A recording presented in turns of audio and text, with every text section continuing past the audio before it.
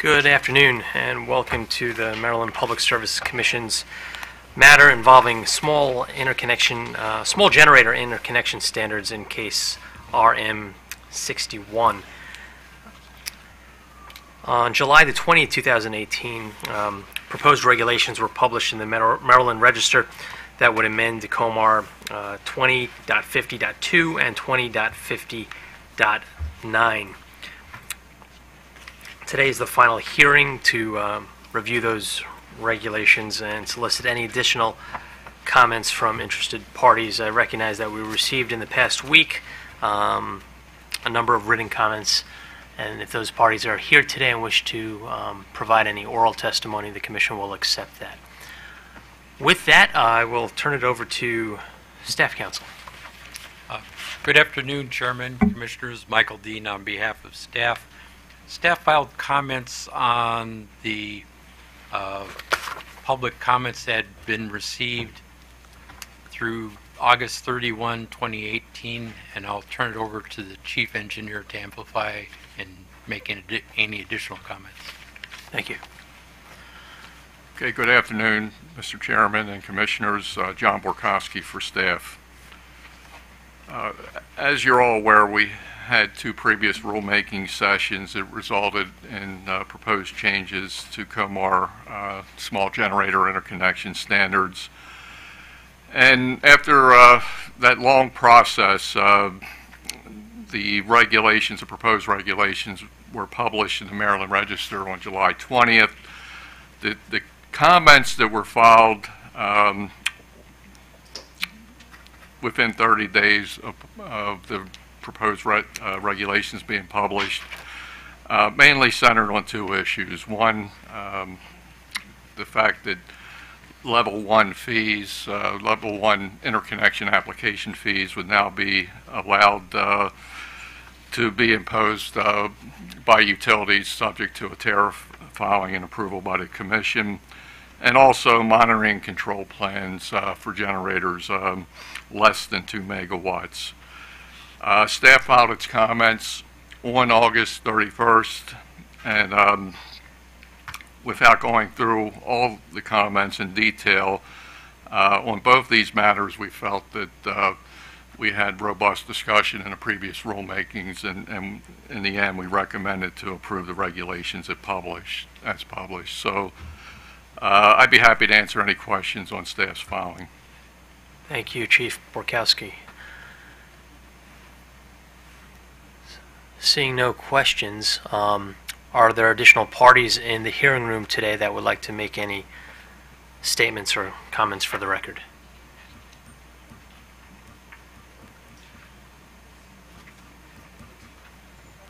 Yeah, please approach either of the microphones on the left or the right side of the room.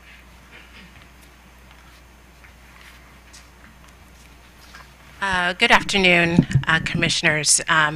My name is Nicole Cedaraman, and I serve on the Board of Directors of the Maryland, D.C., Virginia, Delaware Solar Industries Association. And I'm joined today with Rick Peters, who is also a board member of our trade association. I am here in David Murray's stead because he was unable to attend today. He's the executive director of MDVCA. I also serve as Senior Manager of Public Policy for Sunrun, which is a residential solar plus storage company serving Maryland consumers, but I'm here in my capacity as a board member of MDVCA. I just want to start off by thanking the Commission and Commission staff for continuing its commitment to stakeholder engagement on in the whole PC44 process, and specifically in the Interconnection Standards Working Group. There's been a great deal of conversation about a variety of issues. Sunrun and MDVCA weighed in throughout the conversation on interconnection fees, which is what I'll be focusing on today. I do recognize that we've had two rulemakings up to this point, but I do appreciate that the Commission values stakeholder input at all stages of the process, and that we're not concluded yet in terms of whether the proposed rule change with respect to level 1 fees will actually be adopted by the Commission. I want to make just a couple of points today because a variety of stakeholders weighed in on this, not just the solar industry, but organizations like Fuel Fund of Maryland, Grid Alternatives, Solar United Neighbors, and a variety of other consumer-facing groups commented throughout this process that imposing or allowing the utilities to impose level 1 fees would directly undermine the policy and purpose of this entire proceeding, PC 44, pursuant to the Commission's January 2017 order, which emphasized the importance of this process to come up with solutions to reduce costs rather than add costs for consumers interested in pursuing or adopting renewable energy. We would just ask that the Commission today again consider that input and recognize that soft costs, interconnection, in addition to permitting challenges, they continue to be a real barrier for a lot of consumers interested in pursuing solar energy generation. And as a state policy, it's my understanding that the aim is to reduce those costs so that more consumers can benefit from solar power, and not just those consumers who want to put solar on their own roofs, but all ratepayers. Which leads me to my next request. And I do note Commission staff's recent comments on August 31st, noting that no new perspective or new, I guess, evidence had been presented by a variety of parties. But I do want to present a new request.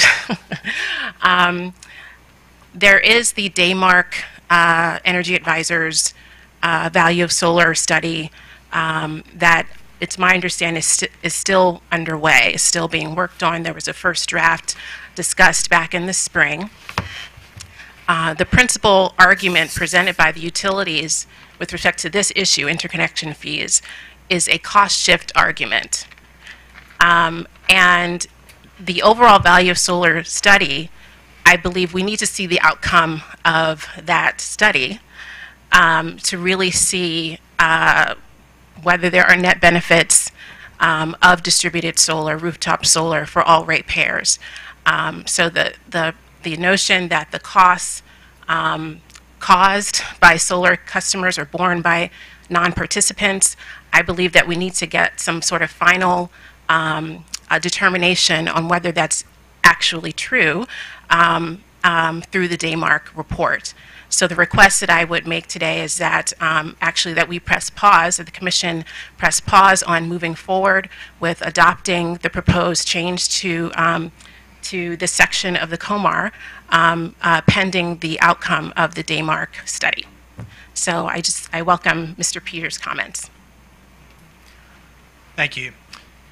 Good afternoon, Mr. Chairman, members of the Commission. My name is Rick Peters. I'm the president of Solar Energy Services, a solar installation contractor based in Millersville, Maryland.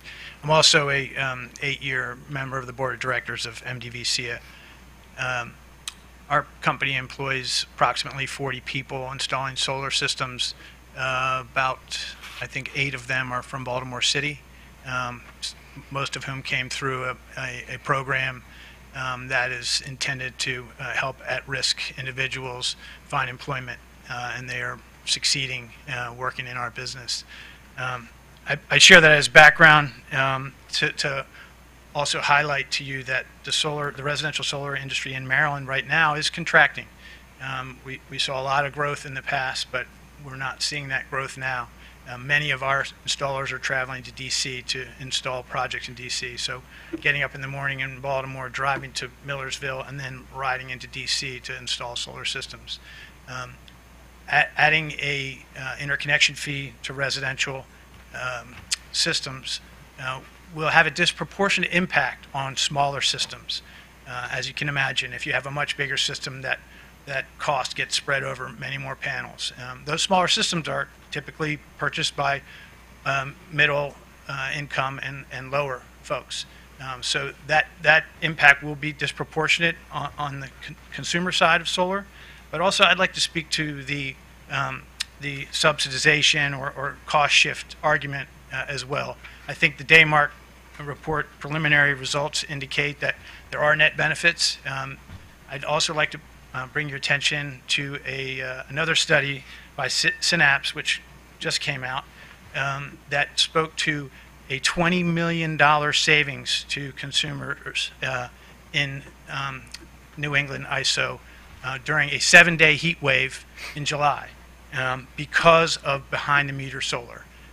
Because they were not required to purchase as much wholesale power at peak rates. In a 7-day period, they were able to save $20 million, which was approximately 14% of the wholesale power purchased in that time period. So considering that and many other studies that we're starting to see, not just in the U.S. but around the world, about the significant benefits that distributed solar generation provides to the grid, I think it's important to recognize that before we add interconnection charges to small systems. Thank you very much.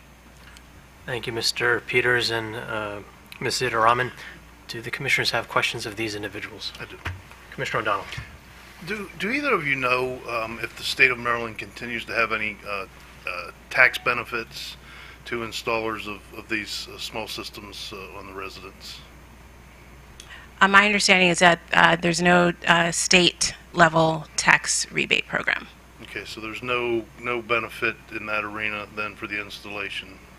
From a tax standpoint, there are a few counties that have property tax benefits, but there are no state-level. No subtraction modifications or anything like that? There is a grant program for storage and for small systems, but I don't know of any other tax benefits. Okay. Would it be fair to say that the state of Maryland or the ratepayers of Maryland already offer other subsidies to these installations?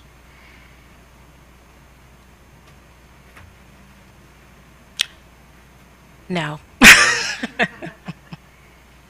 And that's something that I'm hopeful will be further explored in the Daymark study. Yeah. I mean, you talked extensively about creating new costs for these folks, but we're really not creating the costs. The costs are there, right?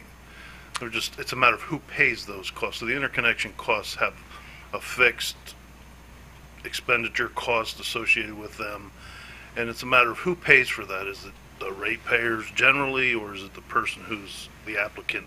Mm-hmm. Right, but the costs are fixed.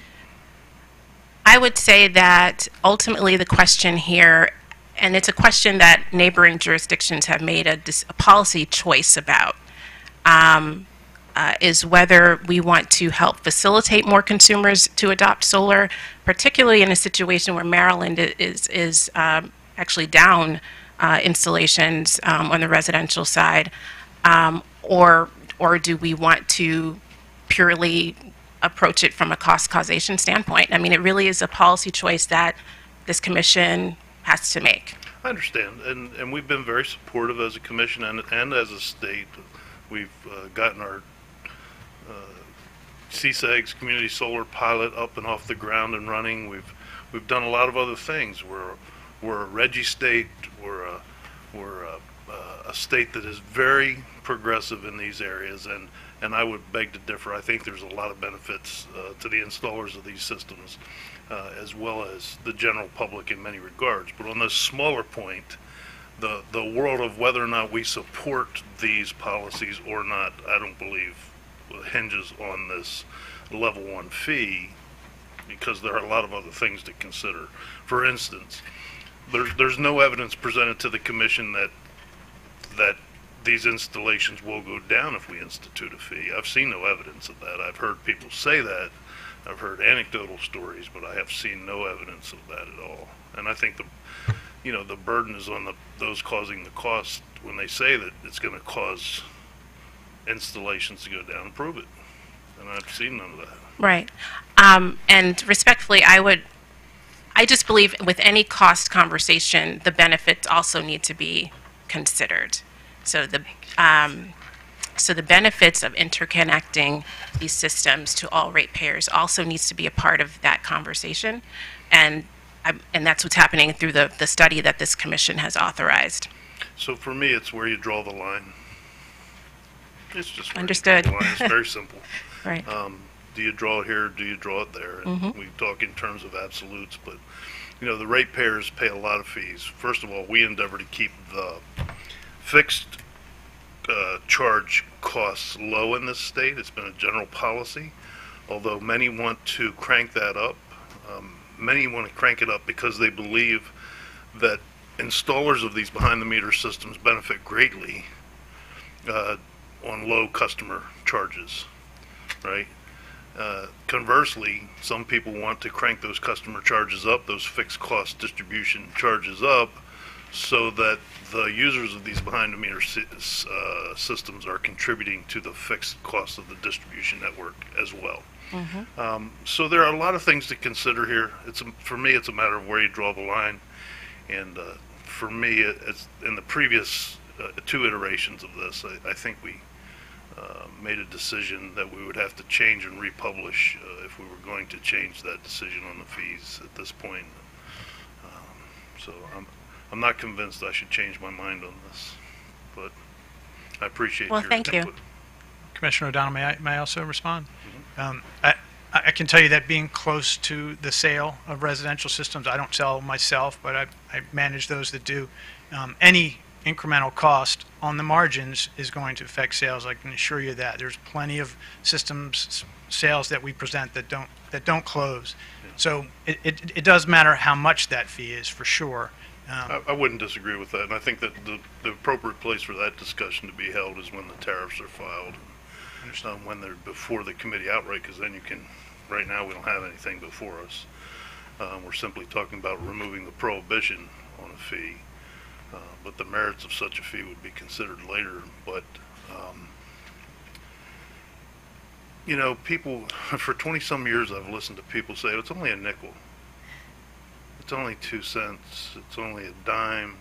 It's only 1%. It's a reasonable burden for society to carry. But when you're carrying the cumulative load of those cost shifts, because that's what they are, they're cost shifts, it becomes a lot. It becomes a lot more than a nickel or a dime or a penny or 2 cents or 1%. The ratepayers in this state already pay a lot of fees, both overt and not so obvious, whether they're in power fees or SREC fees or all manner of other subsidies. And so, you know, I think we need to be real about that. And I don't think it's unreasonable to have a little bit of skin in the game for folks installing these systems too.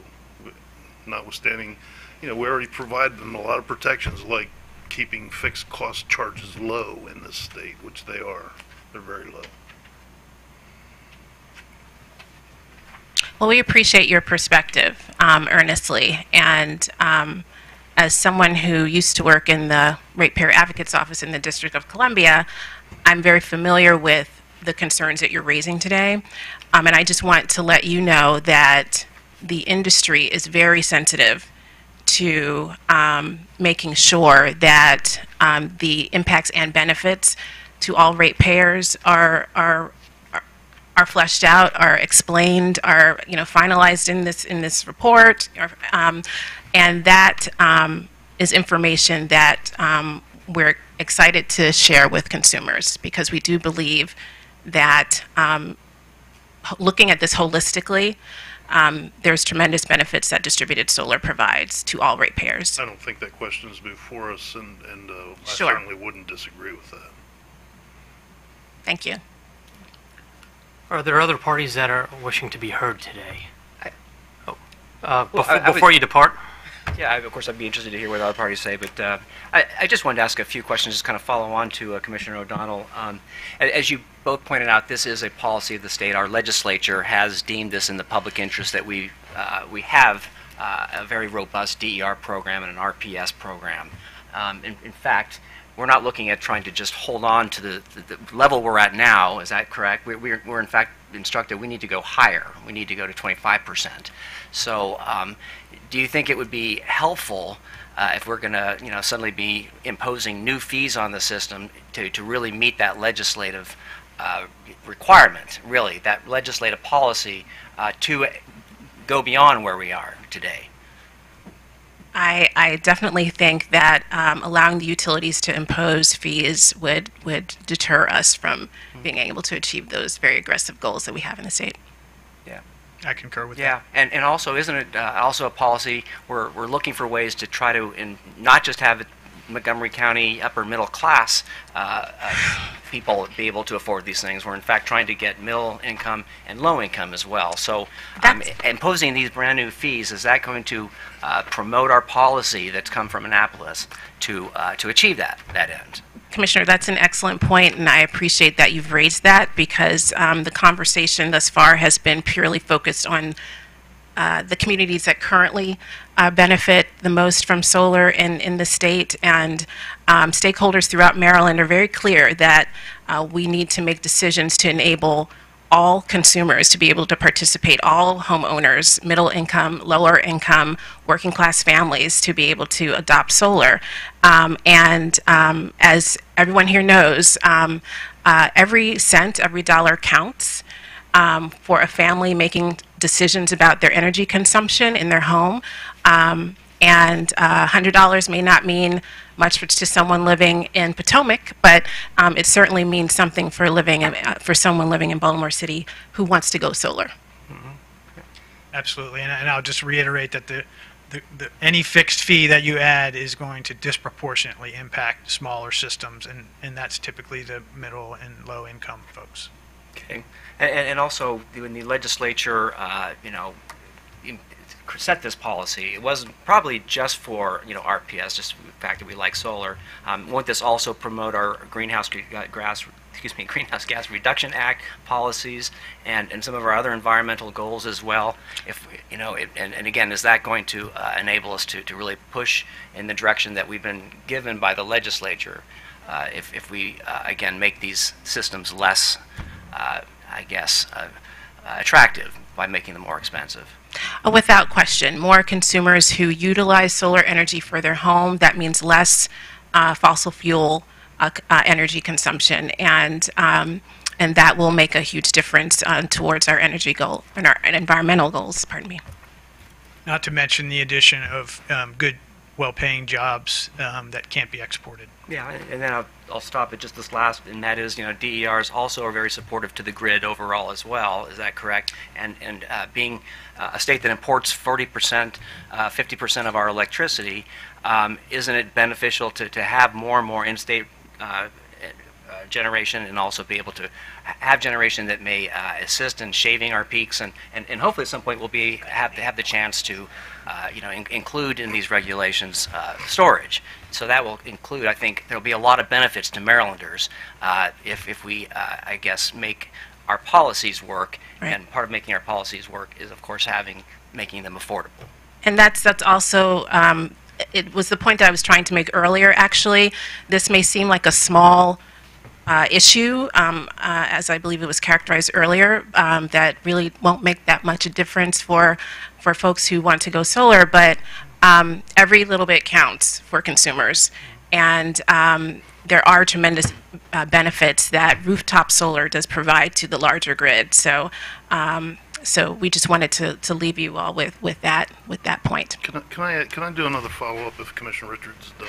Yeah, I just finished, and I guess since I was on the losing side coming into this, after today, it doesn't change my mind either. I still oppose including these additional fees, and I know this is just the first step. We still have to look at the tariffs, but I think that could have a chilling effect, knowing that those fees are looming out there to a solar industry, particularly at a time when we need it more than ever if we're going to meet our state policies. So, let me ask you this: would your industry rather have a $25 a month customer service charge on the electric bill for people who install these systems at their home instead of a $12 one? because that's what some utilities are arguing. We need higher fixed customer charges. So in the end, the people who install these systems, if the pressures continue, may be an extra $10 a month or $120 a year, or in 10 years an extra $1,200, as opposed to a one-time fee of $100 that keeps that pressure for increased fixed service charges low. I appreciate your think concern there's a about. trade-off there? I'll let Rick respond, but I just want to say that the industry does not support increased fixed charges. But I don't believe that it's kind of a trade-off situation. Either you have to take these interconnection fees or you get higher fixed. It's just a different. I'm giving you a hypothetical. I'm not saying Sure. that they're linked. I'm giving you a hypothetical because the pressures are from the utilities or some utilities. We need to increase. Every rate case we see has an increased customer service charge component to it. Every single one, and it's long-standing. And this is nationwide. These utilities nationwide want the fixed overhead costs covered in a fixed fee. And the pressures are from DER. So there's a trade-off maybe at some point along the line. Wouldn't you agree? I do not agree that the pressures are from DER exclusively. Not exclusively. I didn't use that word. Okay. Well, thank you for your perspective. Well, thank you for yours. Commissioner, I would say no to your first question. No, we wouldn't want that as a trade-off. But I do think it's really important to consider that the benefits that we're getting from DERs. The study that I referenced highlights that. I don't mean to argue with you, but that's not before us. I agree with you on that. So there's no use of engaging that dialogue. I think we all agree on that. It's settled. But I mean the grid benefits, not all the other benefits. I understand. That's why we have been so supportive of DER and solar and many other things in so many different regards. Not just on this. It doesn't all hinge on this one little point. There's a broader perspective is my point. Thank you. Thank you. Would the gentleman in the audience like to say a few words? Oh, I'm sorry, jumping the gun. Commissioner Linton. Thank you. I just had a question.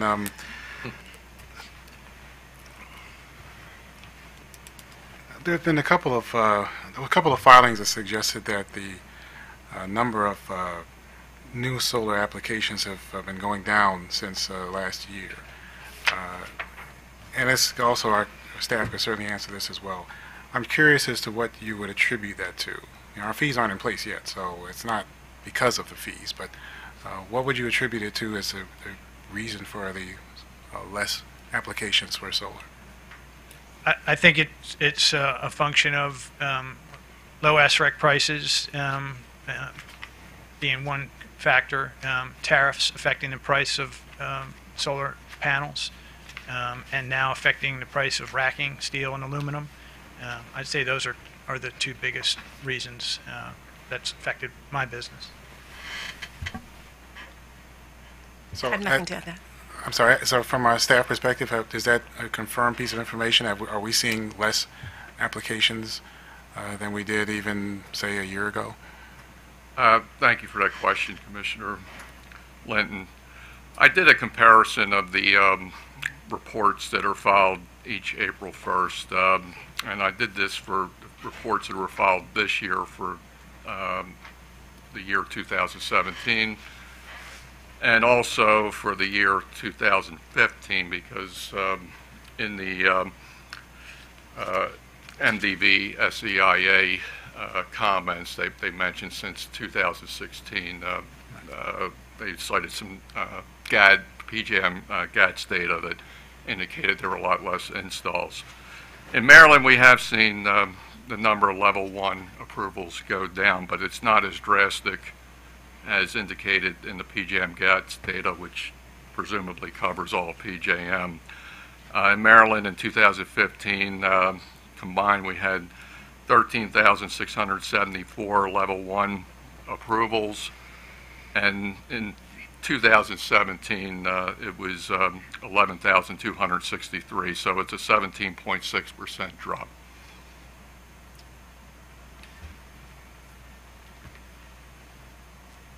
Okay, and is it trending downward?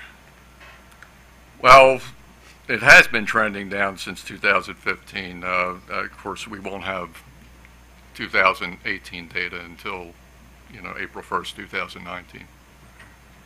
And so would the staff agree that the reasons for this decrease are in large part due to tariff increases and other issues related to the cost of the overall installation? I don't, being representing the engineering division, I don't do market analysis, but so I'm going to decline to answer that. Okay, fair enough. All right, thank you. Thank you both. Thank you. Thank you. Any additional parties wishing to speak?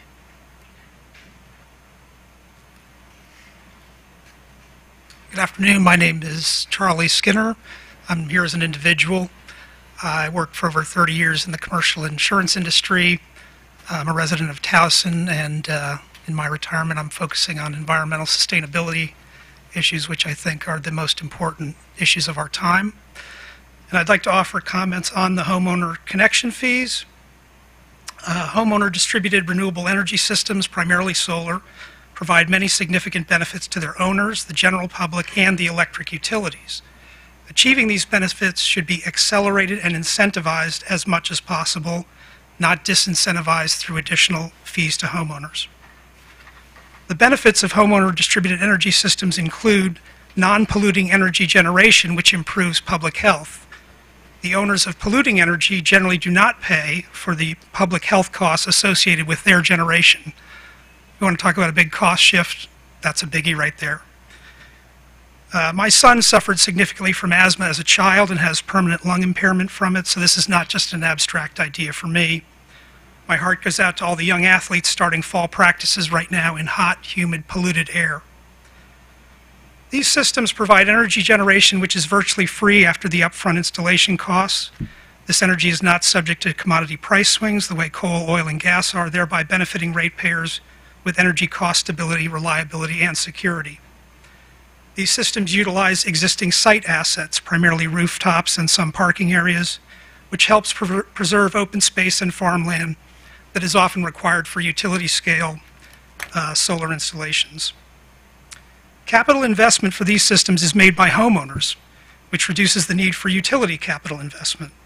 Homeowners determine their own acceptable rate of return, which is often more than just the monetary calculation, whereas utilities' need for return on investment impacts all ratepayers. Also, with the cost of storage batteries falling rapidly, it is expected that homeowners will increasingly be making additional investments in behind-the-meter storage. Electric vehicles are another growing investment that individuals are making. Besides the similar and maybe even greater public health benefits from EVs, they represent a growing source of demand for utilities, i.e. more business and more need for generating capacity. With all the investment efforts being undertaken by homeowners, it's not appropriate to hit them with new interconnection fees.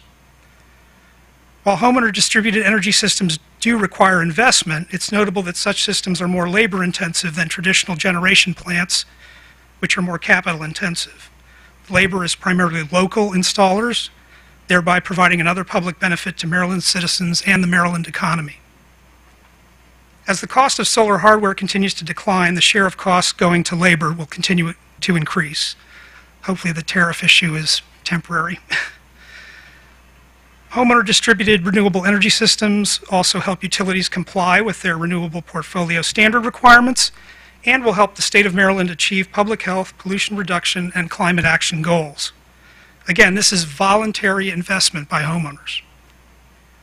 The U.S. federal solar tax investment tax credit is scheduled for phase-out beginning next year, while federal subsidies for fossil fuels continue.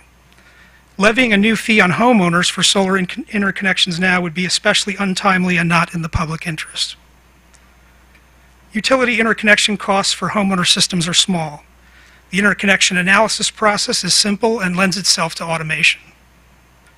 It is my understanding that Northern Virginia and D.C. do not levy such fees.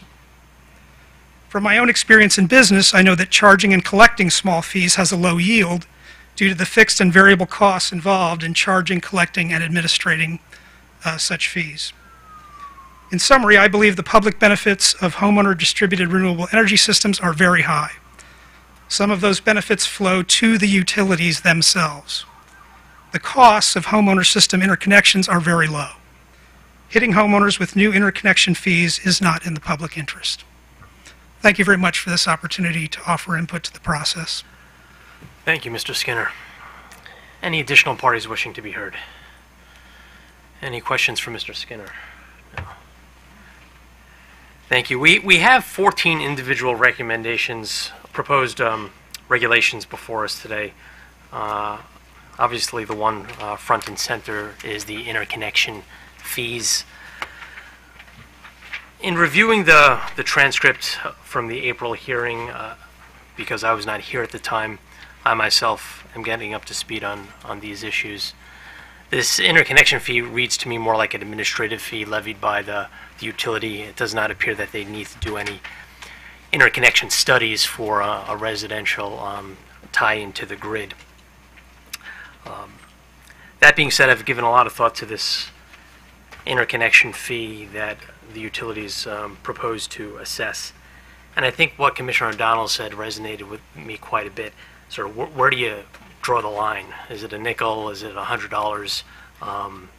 Ratepayers in the state do carry the burden of a number of fees, and I'm reminded of that every time I look at my utility bill. By the same token, we do have state policies that are pushing us in the direction of employing more renewable resources. We've had the renewable portfolio standards in place now for many years.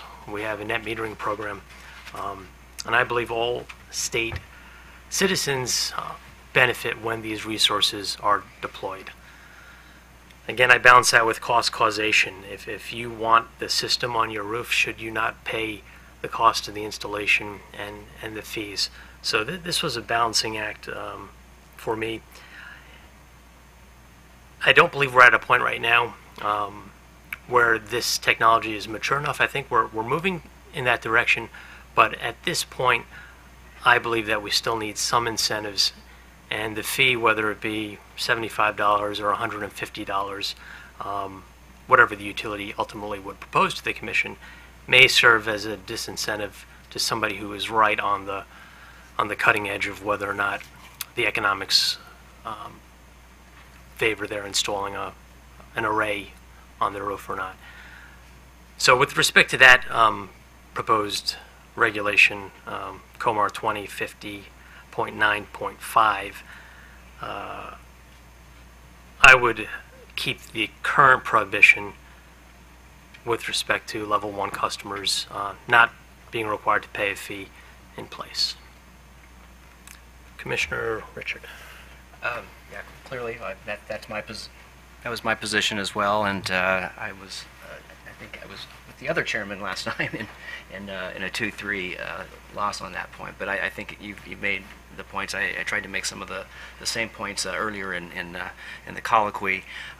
You know, on this whole cost shifting question, at this point, this is a mandated policy from our state legislature, and in a sense, people who step up are helping to fund. If they are now having to carry additional costs, in a sense, the cost is being shifted on those individuals who are stepping up to facilitate, to advance the state policy. So to me, it's the opposite. I mean, I think we all benefit clearly. The state legislature has said, is deemed that this is a state policy, and so therefore, I think imposing this fee would not complement our state policy. In fact, we would be acting to thwart a state policy. So again, I support your position, and at this point, I'm not sure if we're allowed to just pull out one section or not, but if we could, you know, perhaps we could take the suggestion that we pull that out and let the Daymark study go forward, and proceed with the others if that is not a substantive change or not. That may be an option. I don't know. Let us see where the votes lie, and then we could touch on that point whether or not one proposed reg can be removed. Commissioner O'Donnell. Thank you, Mr. Chairman. Oslander, yeah, we're in the middle of the. We might have to wait. Commissioner O'Donnell. It's not fair to have an argument entered in the middle of our kind of feeling out here. I'm not comfortable with allowing that at all. So thank you, Mr. Chairman. You know, good arguments can be made on both sides of these issues, and we've heard some of them today. This is not about, as so many debates in this country and in the public realm are wont to do these days, it's a matter of you're either for me or you're against me. That's not the case here. These are considered in a bigger context of decisions. This little fee decision is in the context of a much broader group of decisions that we've made. So, to cast this is state policy and therefore we have to do this. The legislature didn't say there has to be a waiver for this fee, for this cost. That's up to us to do that in terms of implementing policy.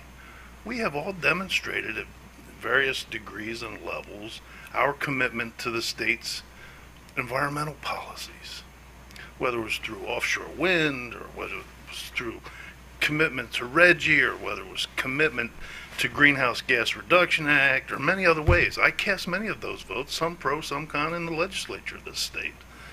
And so I know very, very well what the policies of the state are with regard to legislative action. But my decision on this little fee is much more narrow. So it can't be cast in the big indicator of, well, you either support the state's policy or you don't, because I don't think that that's fair. I think I'm deciding on a much narrower view of this fee. Who pays it? Who pays this little fee in the big scheme of things? Is it cost causation, which is an accepted notion in principle? Or is it incentivizing DER, which is an accepted policy of the state? Either are valid points, either. And that's why reasonable minds can disagree as I started on this. Both are very valid points to be made in this debate. In my mind, though, the citizens of the state of Maryland have been tasked very, very heavily. So those paying volumetric charges for their distribution system to maintain its robustness and vitality in this state maybe are carrying a burden that's not so overt, not so explicit, but it's a kind of a hidden subsidy of those who are using these behind-the-meter systems, because they're not paying the volumetric rates to maintain that distribution system. And we hear this argument from our utilities all the time. We need higher fixed customer charges because of the explosion of DER and the impact on maintaining the fixed costs of a robust distribution system. So I'm at the point in my very narrow decision and discussion on this, not making a decision on my commitment, and I kind of bristle at being characterized like that, not on my commitment to environmental issues or DER or otherwise, but on who should pay this little fee. And I think it's appropriate that cost causation went out to the argument here because I haven't been shown any evidence to the contrary. So the burden is on those who say, don't raise my fee, don't raise my fee, raise it on the man behind the tree, because these fees are going to get paid. It's a matter of who pays them. And so therefore I haven't changed my position. I haven't been shown any new evidence, and my vote will remain the same until such time that I'm shown some evidence to change my mind. Thank you. Commissioner Linton. Thank you, Mr. Chairman. If I could, I'd like to ask leave to ask a clarification question, only on clarification on the staff, from the staff, on the numbers that they provided us a few moments ago. Wanted to know if the 11,263 number was Tier 1 or was it all applications? It was level 1 applications, so all level 1. I did not include level 2, 3, or 4 in that number. Okay, thank you. Well, anyone that looked at the YouTube video knows that at the last hearing, I was one of the 3 in favor of allowing the fee to go forward. I've thought a lot about that and the overall impact of how this would work going forward, and also recognizing where we are now in the rulemaking process. I suspect that a change of this nature could probably be considered a substantive one that would require that we republish the regulation. That being said, I had a lot of second thoughts about imposing a fee the first time this came about. I still have those reservations even now, which is why I was a little more comfortable with the idea of a tariff provision coming forward. But I am concerned about the type of message charging a fee will send to not just to Maryland but to overall in terms of what type of commitment the state has made to environmental improvements that we'd like to see made here. So I feel like I'm changing my vote here, and I'm looking at not allowing a fee. I like the idea that was proposed, at least questioned by Commissioner Richard, in removing this section for purposes of this rulemaking, so we could see what the Daymark study concludes, and to see if there's an impact overall in how these fees could overall impact the continued work of installations here in Maryland.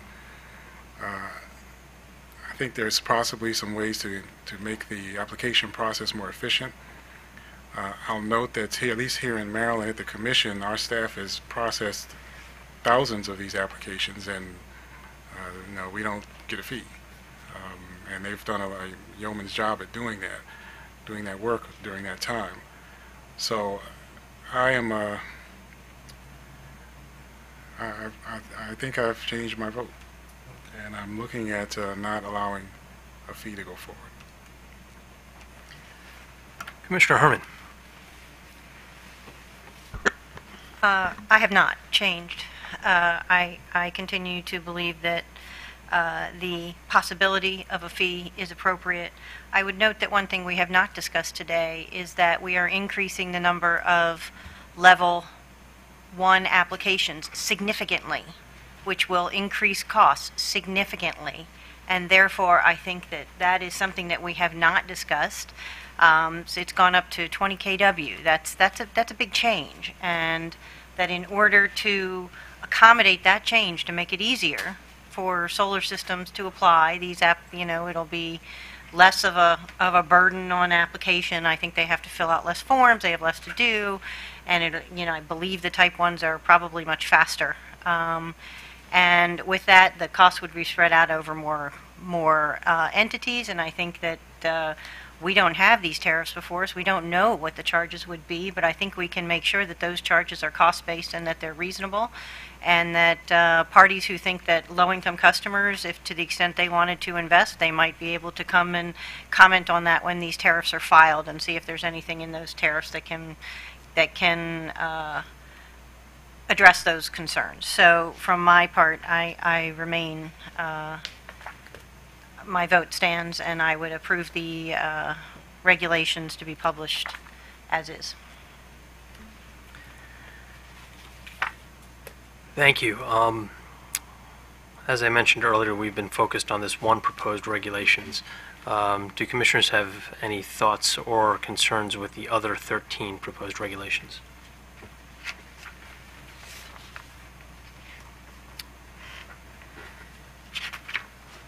If you could allow me the indulgence one moment, please. I don't know if we have anyone here to represent them directly. I mean, I was interested in hearing more about the concerns of the CHP and the WHP manufacturers and installers, their position. I initially didn't have a problem with that section, and I may not still have a problem with that section. But I did take note of their filing, and so I don't know if there's anyone here From the Alliance for Industrial Efficiency. Okay. No, Miss Jennifer Keffer is not present. Okay, then I will withdraw any concerns at this point then if we need to address it later about the control issue, and also I think they wanted a minor change in and whether they would be consenting or allowing. I can't remember exactly. I'd have to look it up real quick. Consenting or requesting, Right. such a change would be considered substantive and would require republishing. Okay. Well, since they're not here, I won't be able to answer my question, so.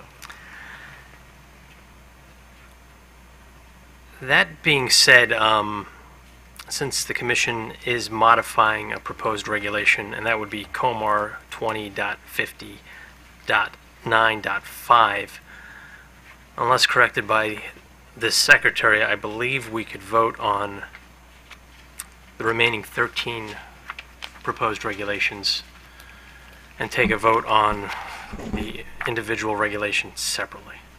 Yes, you can. Thank you. I will make a motion. The first motion would involve the proposal to remove the prohibition on the interconnection fee. So the motion is whether or not the commission should adopt COMAR 20.50.9.5 titled Interconnection Request Processing Fees. Mr. Chairman, I'll second that for the purposes of discussion. Thank you. All in favor of this? Mr. Chairman, I'd like to discuss it. Oh, That's what I was okay. saying. I'm sorry, misunderstood that. Commissioner O'Donnell, please. So I believe that this item, to remove this from the list that we're getting ready to approve, is the essence of the motion. But don't we also have to republish this portion of the regulations to go back to its original state? In other words, we removed the prohibition when this was published, this particular line item was published. Now I think we have to republish that particular line item. And I wanted to clarify that in the discussion phase of the motion. Madam Secretary, do we need to republish, or does the existing standard that is in the books today remains if we do not act?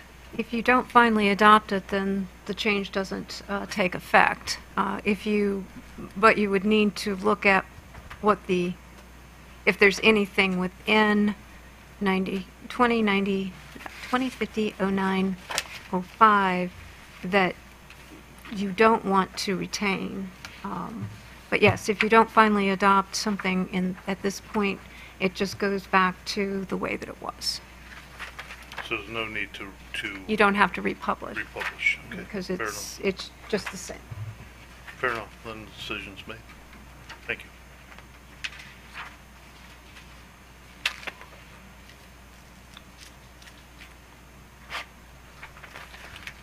Thank you. In my quick read of the existing regulation, I do not see any conflicts with the other 13 proposed regulations that we will be voting on. So just for the record, that we take a formal vote on COMAR 20.50.9.5. All in favor, please say aye. Just so I'm clear what we're voting on, so we are striking the proposed regulation that would remove the prohibition. Are we taking just that section? Is that what we're voting on right now? Right. We're voting on the proposal to remove the prohibition, which I believe Commissioner... You're effectively reinstating the prohibition. Okay, so I just The make sure. vote's 3-2 once we take it. And That's what I thought. I just wanted to be sure. Okay. Yes. So those who support the proposed regulation, which I believe is Commissioner O'Donnell and Commissioner Herman, please say aye. Aye. Aye. Those opposed say nay. Nay. Nay. That proposed regulation is not adopted. I now move to adopt the following proposed regulations, which there are 13. The first being COMAR 20.50.2.2, COMAR 20.50.9.1, COMAR 20.50.9.2, COMAR 20.50.9.3, COMAR 20.50.9.4, COMAR 20.50.9.6, COMAR 20.50.9.8, COMAR 20.50.9.9, COMAR 20.50.9.10, 20.9.10, Comar 20.50.9.11, Comar 20.50.9.12, Comar 20.50.9.13, and Comar 20.50.9.14. All those in favor, please say aye. Aye. Any opposed? The motion to adopt those 13 proposed regulations has passed. Is there any additional business before this commission today? Seeing none, this meeting is adjourned.